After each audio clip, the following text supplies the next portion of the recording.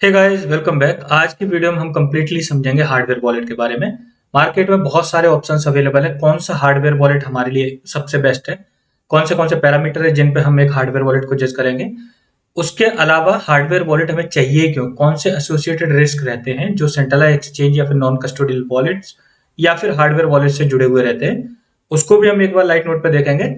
So more of आप ऐसा समझ लो कि ये ट्यूटोरियल वीडियो नहीं है, ये काइंड ऑफ फंडामेंटली जो टू डू थिंग्स है, नॉट टू डू थिंग्स है, उसको मैंने इसमें मेनली डिस्कस किया है। सो मैं ये अज्यूम करके चल रहा हूँ कि आप बेसिक लेवल पर टेक्नो फ्रेंडली होंगे। अगर आपको वॉलेट मिल जाए, उसको सेटअप करना, जो बेसिक चीजें हैं वो आप खुद ही कर लोगे, ये मैं अज्यूम करके चल रहा हूँ, तो इसको मैं इस वीडियो में कवर नहीं करूंगा। सो बेसिकली काफी फेमस सेइंग है, अगर आप क्रिप्टो में एक महीने से भी ज्यादा हो गए तो आपने ये कहीं ना कहीं लाइन जरूर सुनी होगी, not your keys not your crypto. Past में ऐसे बहुत सारे काइंड ऑफ सिनेरियोज हुए हैं जिनमें अंत में कंक्लूजन यही निकलता है कि अगर आपके पास खुद के फ्रेजेस नहीं है, यानी आपके पास खुद कस्टडी नहीं है किसी क्रिप्टो की, तो आप उसे अपना कंसिडर करके नहीं चल सकते। अगर वर्स्ट के सिनेरियो कुछ अकर होता है तो उसमें आपके पूरे असेट जाने का पूरा पूरा खतरा रहता है। कौन से सिनेरियोज होंगे वो भी हम लाइट नोट पर भी देखेंगे। पहले तो हम समझ रहे हैं कि तीन बहुत ही कॉमन प्लेसेस हैं जहां पे आप रख सकते हो अपने क्रिप्टो असेट्स को। या तो आप सेंट्रल एक्सचेंजेस पे रखोगे, या फिर आप अपने नॉन कस्टोडियल वॉलेट्स में रखोगे, जैसे मेटामास्क है, सेवपाल है, कॉइनबेस का वॉलेट है, या फिर अपना ट्रस्ट वॉलेट है, या फिर आप अपने हार्डवेयर वॉलेट में रखोगे। तो जो सेंट्रलाइज एक्सचेंज है उनमें कौन से रिस्क रहते हैं। जो प्राइमरी रिस्क रहता है वो है हैक हो जाने का। आए दिन हम देखते हैं सेंट्रल एक्सचेंज हैक हो जाते हैं। रिसेंटली कॉइनएक्स हैक हुआ था जिसमें मोर देन $200 मिलियन के बराबर क्रिप्टो करेंसी चोरी हुए थे।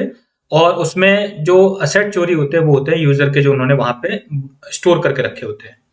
दूसरा जो प्राइमरी रिस्क रहता है सेंट्रल एक्सचेंज के साथ, क्योंकि वो बाय नेचर सेंट्रलाइज्ड है, यानी उनका कई केसेस में ऐसे छोटे मोटे एक्सचेंज है फॉर अननोन रीजन आपका अकाउंट फ्रीज कर देंगे, आपका असेट और आप खुद नहीं एक्सेस कर पाओगे, and then you are explaining them कि आपके पास एसेट आया कहां से, या फिर जो भी कंसर्न हाईलाइट करेंगे। और क्योंकि अनरेगुलेटेड स्पेस है तो कई ऐसे छोटे एक्सचेंजेस हैं, जैसे ही बड़ा अमाउंट डिपॉजिट या फिर विड्रॉल की रिक्वेस्ट देखते हैं तो उसमें अपनी काइंड ऑफ मनमानी करने लगते हैं। तो वो भी एक इनहेरिट रिस्क रहता है सेंट्रल एक्सचेंजेस में। अनदर सिचुएशन जो क्रिएट होती है वो है बैंक रन की। बैंक रन की सिचुएशन ऐसी होती है, कई बार होता है कि जो मैनेजमेंट है, जो फाइनेंस का, बहुत ही पुअरली होता है। जैसे हमने एफटीएक्स के केस में देखा था, बैंक रन यानी रातों रात एक्सचेंज डूब जाते हैं और उसके बाद जो यूजर्स हैं उनके जो असेट है वो पूरे गायब, मतलब आप एक तरह से ऐसे समझ लो डूब गए, और जिसमें आपकी कोई गलती नहीं है, और पूरी तरीके से बस सेंट्रल एक्सचेंज उसके लिए करता धरता होता है मेनली, और आपको उसकी गलती की सजा भुगतनी पड़ती है। सिर्फ सेंट्रल एक्सचेंज में एफटीएक्स ही नहीं, हॉटबिट कुछ टाइम पहले उसने भी बैंक रन कर दिया, यानी आउट ऑफ सडन उसने एक अनाउंसमेंट कर दी कि उसने वो बंद कर दिया है, वो चैलेंजेस को वेप नहीं कर पा रहा है। और उसके बाद सेंट्रल एक्सचेंज बंद होने के बाद अगर विड्रॉल दिया भी तो उसमें भी विड्रॉल की फीस के नाम पर $100 मांग रहे थे, और which was creating a lot of headaches for lot of users. So basically आप ऐसा समझ लो, अगर आप सेंट्रल एक्सचेंज पे आप अपने असेट रखते हो, यानी आप क्रिप्टो रखते हो वहां पे, तो उसकी जो कस्टडी होती है वो सेंट्रल एक्सचेंज के पास होती है। यानी अगर प्राइमरीली देखा जाए तो वो उसी के हैं असेट, बस आपके बिहाफ में वो होल्ड कर रहे हैं। दूसरा, अगर हम नॉन कस्टोडियल वॉलेट्स की बात करें तो उसमें कस्टडी तो आपके पास होती है, लेकिन उसमें भी कुछ ऐसे रिस्क होते हैं जिनको आप अवॉइड नहीं कर सकते। हैक हो जाने का खतरा नॉन कस्टोडियल वॉलेट में भी होता है, क्योंकि उनमें कोई 2FA ऑथेंटिकेटर नहीं होता। इसके जो मतलब इस ऐसा न होने की वजह से क्या होता है, बहुत इजीली जो हैकर्स हैं, अगर वो कॉम्प्रोमाइज हुआ आपका वॉलेट तो बहुत इजीली आपको पूरा वॉलेट साफ कर देंगे। ऐसा नहीं उनको टाइम लगेगा, विद इन मिनट वो आपका पूरे एसेट साफ कर सकते हैं। ठीक है। दूसरा होता है फिशिंग अटैक्स। अब ये फिशिंग अटैक्स वैसे तो टाइप ऑफ स्कैम ही है, यानी हैक का ही हिस्सा है, बिकॉज वो फिशिंग लिंक का जरिए मतलब मीडियम यूज करते हैं आपके अकाउंट को कॉम्प्रोमाइज करने के लिए। लेकिन ये मैंने स्पेसिफिकली अलग से इसलिए मेंशन किया है क्योंकि आजकल बहुत ज्यादा ये क्रिएटिव होते जा रहे हैं फिशिंग अटैक्स के मामले में। क्रिएटिव होने से मतलब है, मैंने जो रिसेंट कुछ एग्जांपल्स देखते हैं, पहले तो आपको ये पता ही होगा, फिशिंग अटैक्स में आजकल बहुत ज्यादा कॉमन है पिक बचरिंग स्कैम, जिसमें आपके कांटेक्ट में कोई एक लड़की, इसकी डीपी बहुत सुंदर दिख रही होगी, इसकी एक सोशल मीडिया प्रोफाइल जो देखने में ओरिजिनल जैसी लगेगी, उसमें ऐसे फोटोज वगैरह डाले होंगे तो आपको लगेगा कि कोई रियल पर्सन है, और वो आपके साथ हो सकता है 1 महीने 1.5 महीने तक पहले नॉर्मल चैट करे। जब भी आप मैसेज करोगे शी विल बी अवेलेबल, और उसके बाद आपके उससे कन्वर्सेशन हो, एंड लेटर ऑन वो आपको कोई एक लिंक भेजे कि मैं यहाँ से बहुत अच्छा अर्न कर रहे हूँ, मैं अपने लाइफ में खुश हूँ एंड ऑल दैट, कुछ एक स्टोरी, और आप उस पर जब क्लिक करो, either you will be redirected to scam website जहां पर आप स्टेकिंग वगैरह कर दो, जहां से कभी भी विड्रॉल नहीं होता है, या फिर even by clicking on the link also आपका वॉलेट कॉम्प्रोमाइज हो जाएगा। ठीक है, दोनों तरह के जो स्कैम है वो चलते हैं। इसके बाद आजकल जो बहुत कॉमन है दूसरा जो टाइप ऑफ फिशिंग अटैक है, आपके वॉलेट में अचानक से एक रैंडम कॉइन एयर ड्रॉप हो जाएगा, जिसका आपने पहले कभी नाम भी नहीं सुना होगा, जिसके ना ट्विटर हैंडल किसी के साथ ना टेलीग्राम ग्रुप के साथ आपने कोई इंटरेक्शन नहीं किया होगा। सो बेसिकली होता क्या है कि कोई भी कॉइन बना सकता है, यानी आप भी चाहो तो अपने कॉइन, मतलब सॉरी कॉइन नहीं, टोकन बना सकता है और उसका कुछ भी नाम दे सकता है। उसके बाद उसकी कोई वैल्यू भी सेट कर सकता है। वैल्यू कैसे सेट कर सकते हैं, क्योंकि उसमें ना उन्होंने इस तरह की लिमिटेशन लगाई होती है, सिर्फ कुछ वाइट लिस्टेड जो एड्रेस होंगे वही सेल कर पाएंगे, बाकी कोई सेल नहीं कर पाएगा। इन दैट केस आप क्या करोगे, जब मतलब वही 2-3 वॉलेट है उसमें लिक्विडिटी बहुत कम रखेंगे और उसके बाद उसकी वैल्यू थोड़े से भी ट्रांजेक्शन में वो सेट कर देंगे इस लेवल पे, जहां पे उसके रेस्पेक्ट में जो आपके अमाउंट दिख रहा होगा वॉलेट में, उसमें एक बड़ी वैल्यू दिखाने लगेगा। इट कुड बी $1000, $10,000, और आप उसके लिए फिर ग्रीडी हो जाओगे कि आपके वॉलेट में अचानक से कहीं से टोकन्स आ गए जिनकी वैल्यू दिखा रहा है $10-20 हजार। तो आप चाहोगे कि उसको कैश आउट कराना, और कैश आउट कराने के चक्कर में आप थोड़ी बहुत डिटेल सर्च करोगे, या फिर इवन उसमें एम्बेडेड होगी। एम्बेडेड किस केस में होती है, जहां पे कुछ स्टिकर्स, कुछ रैंडम एनएफटीज आपके वॉलेट में एयर ड्रॉप होंगे और उन एनएफटी पे स्पेसिफिकली लिखा होगा $1000 USDT या फिर $10,000 USDT और certain other coins, could be Matic, Bitcoin, Ethereum, जो भी टॉप कॉइन है वो अलग अलग उसमें देख सकते हैं, और वो लगेगा आपको रियल है। और जैसे आप कैश आउट कराने जाओगे तो वो रीडायरेक्ट करेगा आपको पर्टिकुलर वेबसाइट पे जहां पे आप उसको सेल करना चाहोगे, and then the game begins. आप जैसे ही उसको एक्सेस करना चाहोगे, वॉलेट कनेक्ट करोगे, आपका वॉलेट साफ हो जाएगा। सो बेसिकली क्रिप्टो में एयर ड्रॉप्स होते हैं, लेकिन उसका एक सर्टेन प्रोसेस होता है, और जनरली जो फंसते हैं क्रिप्टो में, जो न्यूबीज भी फंसते हैं, वो सिर्फ ग्रीड के चक्कर में फंसते हैं। तो आपको अपने ग्रीड को कंट्रोल रखना चाहिए।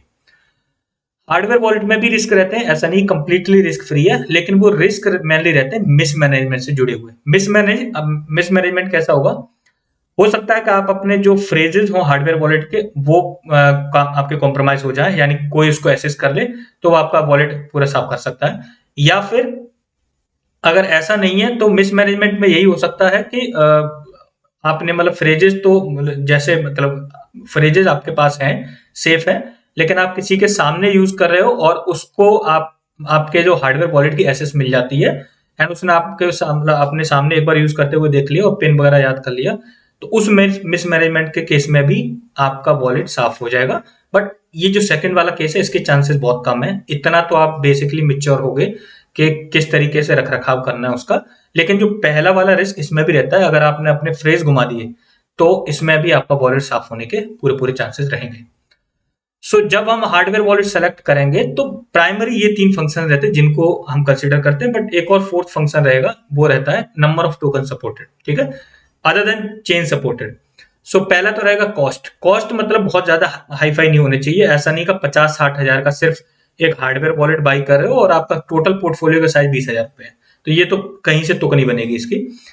दूसरा रहेगा सपोर्टेड चेन्स, नंबर ऑफ कितने चेन सपोर्ट कर रहा है, ये भी काफी इंपॉर्टेंट है। और उसके बाद फंक्शनिंग, इजी टू यूज होना चाहिए। ऐसा नहीं बहुत ज्यादा कॉम्प्लेक्स फंक्शनैलिटी हो, आपको यूज करना ही बहुत ज्यादा हेक्टिक टास्क लगे, तो फिर ये भी फेवरेबल नहीं है।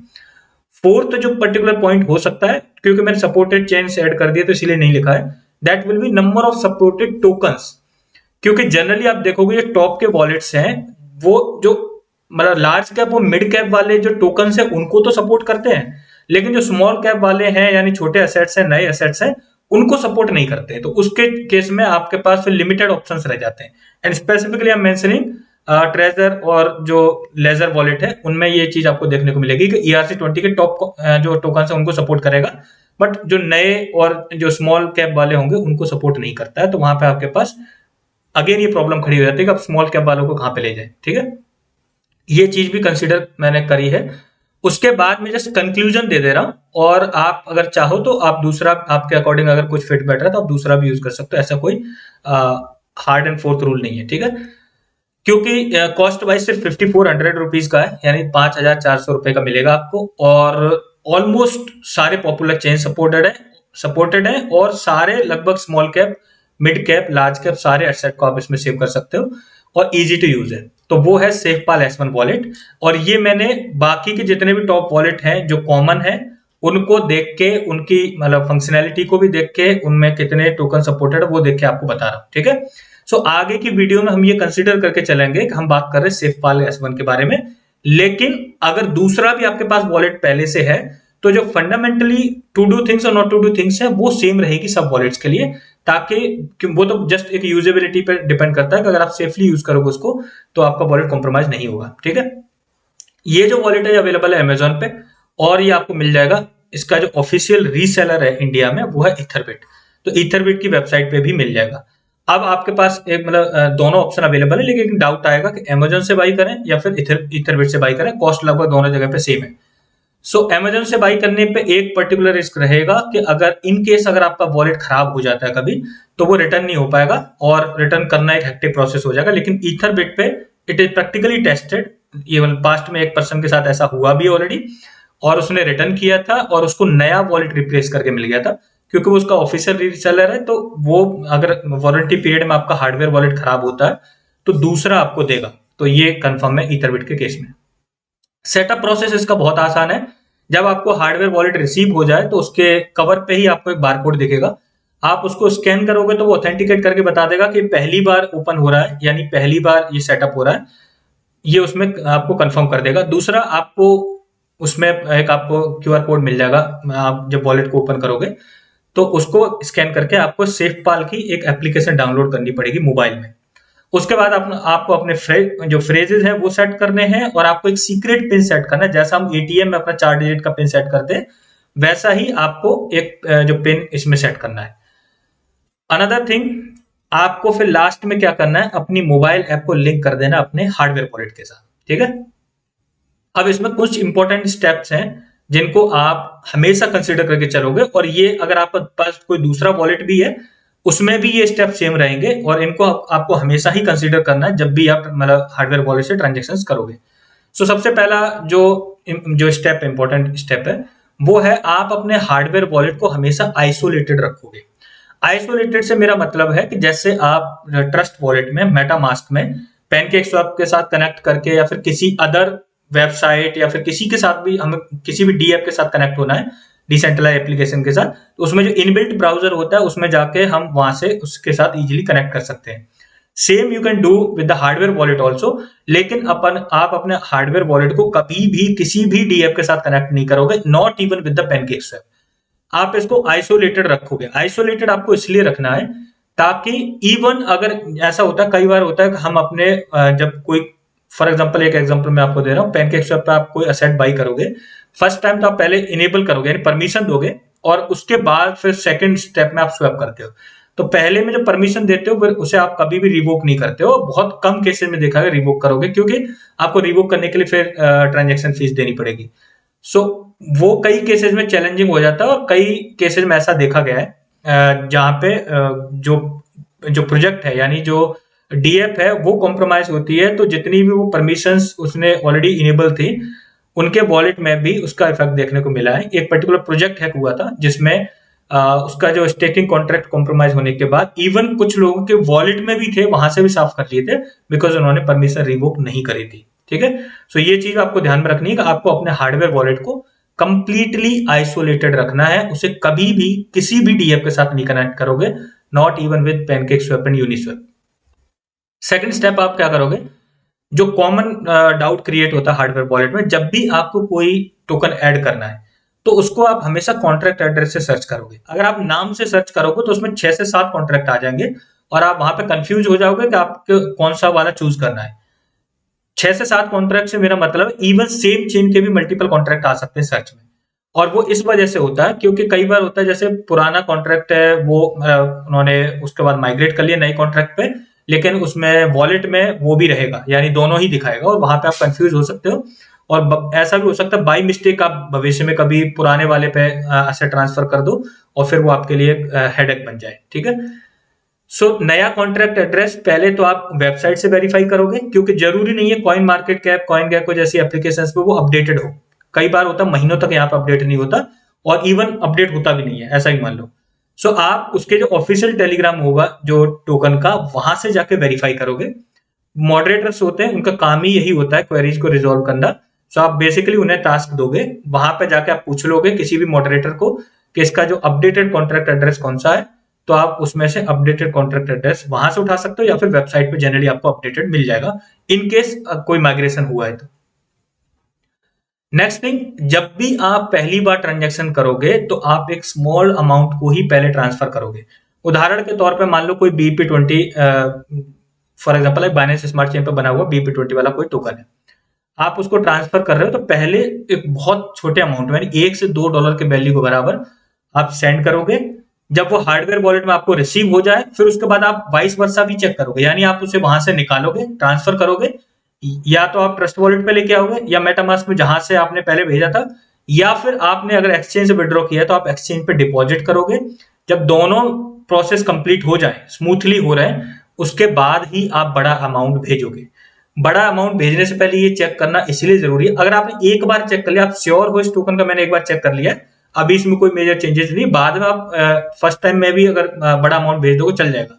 लेकिन जब आप पहली बार ट्रांजैक्शन करो तो छोटे अमाउंट से हमेशा टेस्ट कर लेना चाहिए, क्योंकि कई बार आप सारी इंफॉर्मेशन के बारे में अपडेटेड नहीं रह सकते उस टोकन के बारे में, और उसमें भी इसी तरह के मतलब जो कॉन्ट्रैक्ट चेंज होना या फिर माइग्रेशन के जो कुछ अपडेट होते हैं, मे बी आप उसके बारे में अनअवेयर हो और आप किसी दूसरे कॉन्ट्रैक्ट एड्रेस पे जो अभी नल एंड वॉइड हो और उस पर आप असेट भेज दो और वो वहां पे आपके फंस जाए। ठीक है, तो ये चीज आपको हमेशा अवॉइड करनी है। मैंडेटरी स्टेप है कि आप पहली बार में स्मॉल अमाउंट ही टेस्टिंग के लिए भेजोगे, और वो भी वाइस वर्सा चेक करोगे, यानी पहले आप चाहे सेंट्रल एक्सचेंज या फिर नॉन कस्टोडियल वॉलेट से आप हार्डवेयर वॉलेट में भेजोगे, और फिर हार्डवेयर वॉलेट से सेम प्लेस पे जहां से आपने पहले विड्रॉ किया था, either the non custodial wallet और द सेंट्रल एक्सचेंज, वहां पे भेजोगे। दोनों जब प्रोसेस कंप्लीट हो जाए तब आप बड़ा अमाउंट भेजोगे। एक और कॉमन डाउट आता है कि कोई एक असेट ऐसा हो सकता है जो मल्टीपल चेन्स पे अवेलेबल है, तो उसमें कौन सी चेन पे उसे रखें। और ऐसा भी हो सकता है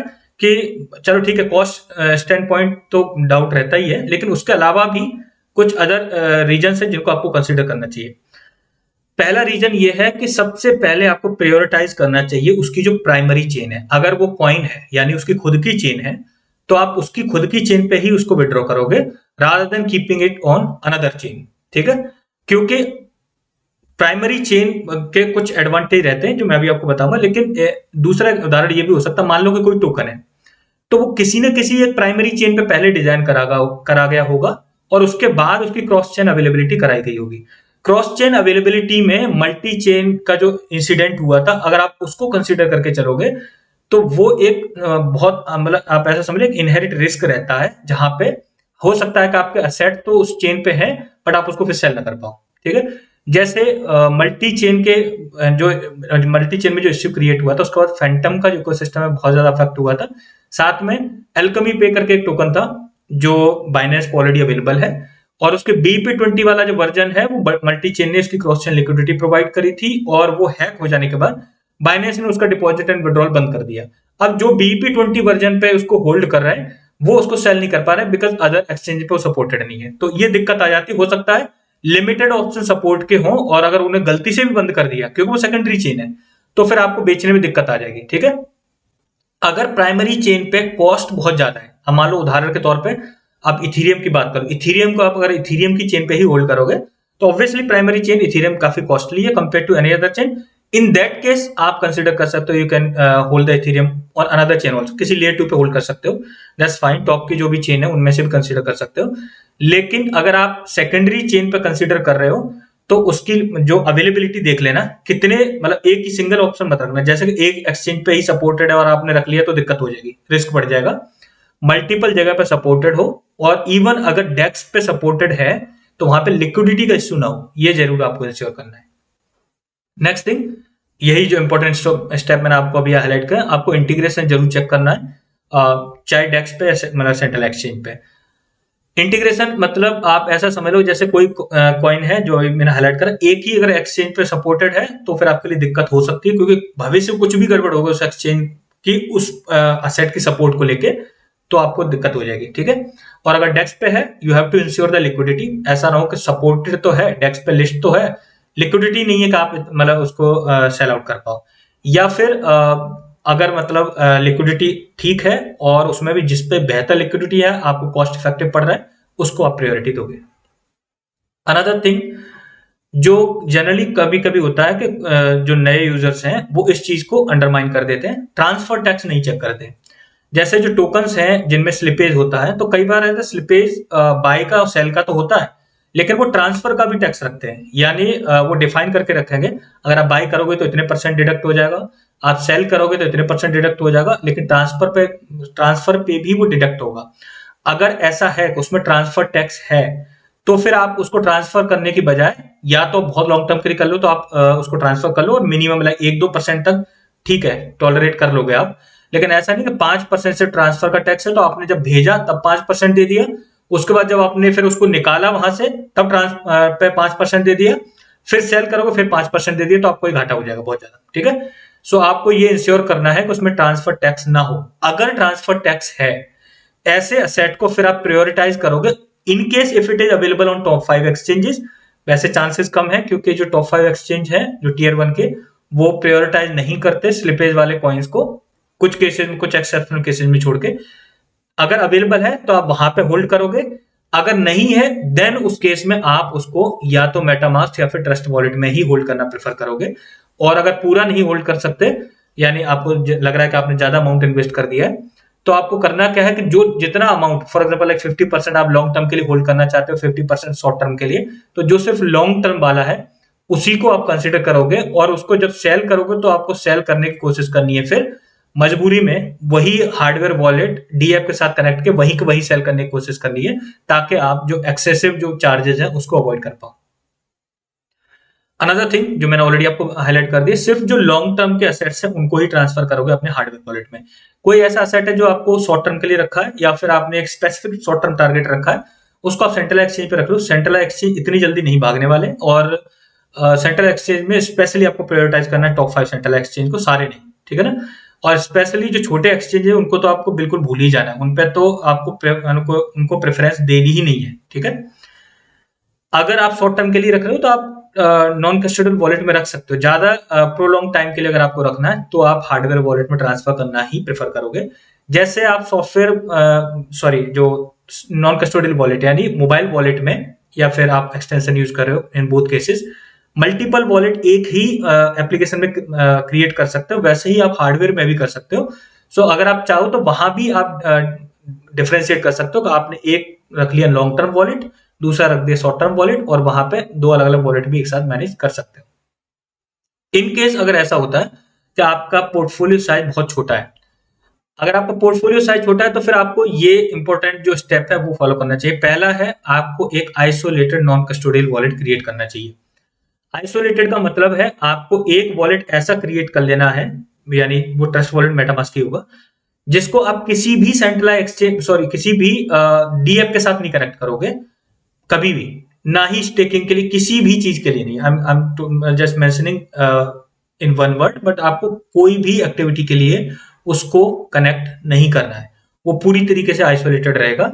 और जब भी आप कोई भी असेट लॉन्ग टर्म के लिए होल्ड कर रहे हो तो उसको आप अपने आइसोलेटेड वॉलेट में होल्ड करोगे ट्रांसफर करके। बाई सेल या फिर स्टेकिंग जो भी करनी है वो आप अपने दूसरे वॉलेट से कर लो जो आप शॉर्ट टर्म के लिए या फिर जस्ट इसी एक्टिविटी के लिए रख रहे हो। बाइनेंस स्मार्ट चेन पर अगर देखा जाए ट्रांसफर टैक्स नहीं है, तो जो फीस है वो बहुत कम है, स्पेशली ओपीबीएनबी के इंटीग्रेशन के बाद इवन और कम हो गई है। सो इतना ज्यादा कोई मेजर आप पे कॉस्ट बर्डन नहीं आएगी। दूसरा, आपको प्रायोरिटाइज करना है टॉप 5 सेंट्रल एक्सचेंजेस को, क्योंकि आपको अगर आपका पोर्टफोलियो साइज एक्चुअल में स्मॉल है तो आप बहुत ज्यादा सेव भी कर सकते हो, क्योंकि जब आप डेक्स से बाई करते हो तो वहां पर स्लिपेज के चक्कर में बहुत ज्यादा आपको अमाउंट देना पड़ जाता है, कंपेयर टू जो बाई सेल की जो फीस है सेंट्रल एक्सचेंजेस पे वो बहुत कम है। तो आप प्रायोरिटाइज अगर वहां पे होल्ड करना करोगे तो उससे क्या होगा, टॉप 5 एक्सचेंजेस जिनका स्पेशली जिन्होंने प्रूफ ऑफ रिजर्व शो कर रखा है, एंड अगर आप उनका नाम ले रहे हो, बाइनेंस का एक्सचेंज ले सकते हो आप, एमएक्सी ग्लोबल है, गेटायो है, क्यूकॉइन है, इन पे रिलेटिवली अगर आप देखोगे तो नंबर ऑफ कॉइन्स के भी और टोकन्स के भी बहुत ज्यादा ऑप्शंस है। स्पेशली बाइनेंस के अलावा बता रहा हूँ, और उसके अलावा जो कॉस्ट स्टैंड पॉइंट है वो भी आपके लिए काफी इफेक्टिव है। MEXC पे बहुत ज्यादा सिट कॉइन्स अब आजकल लिस्ट होने लगे बिकॉज उनका ओपन फंड है। $80,000 दो कोई भी कॉइन लिस्ट कर लेते हैं, तो उसमें आपको थोड़ा सा कॉशियस रहना चाहिए जब आप डिसाइड कर रहे हो, क्योंकि एक टाइम के बाद ये डीलिस्ट भी कर देते हैं असेट्स को, तो वो वाला फैक्टर भी आपको कंसिडर करके चलना चाहिए अगर आप लॉन्ग टर्म के लिए करें। तो लॉन्ग टर्म के लिए आप प्रायोरिटाइज करोगे आइसोलेटेड नॉन कस्टोडियल वॉलेट। कुछ FAQs मैंने कवर करे।